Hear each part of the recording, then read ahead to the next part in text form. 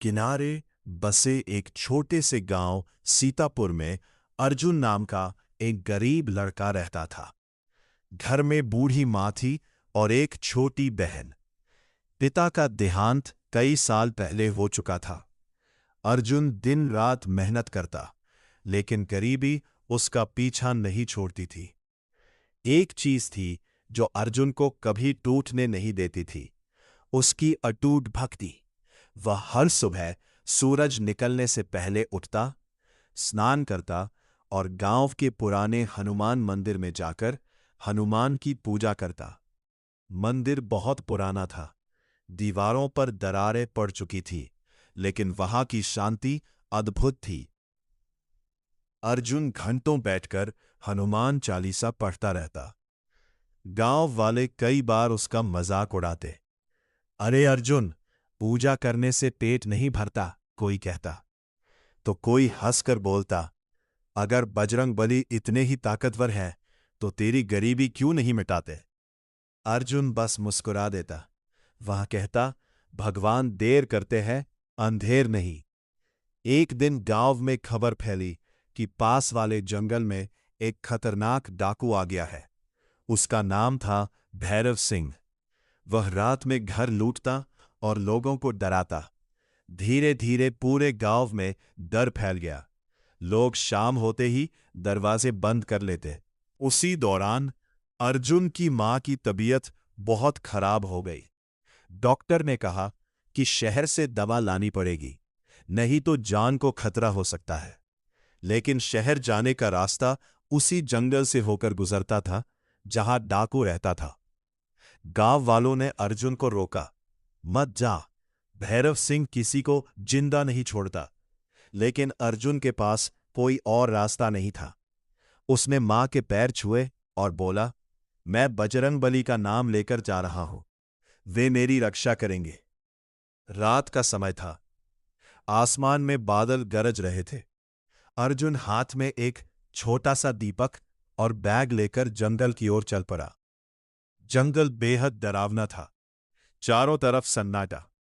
पेड़ों की शाखाएं हवा में ऐसे हिल रही थीं जैसे कोई पीछा कर रहा हो। अर्जुन डर रहा था, लेकिन उसके होठों पर लगातार हनुमान चालीसा चल रही थी। भूत पिशाच निकट नहीं आवे, महावीर जब नाम सुनावे। अचानक झाड़ियों में हलचल हुई। कुछ घुड़सवार उसके सामने आकर रुके। उनके बीच में एक लंबा चौड़ा आदमी था, चेहरे पर बड़ा सा निशान और हाथ में तलवार। वो भैरव सिंह था। उसने गुस्से से पूछ, कौन है तू?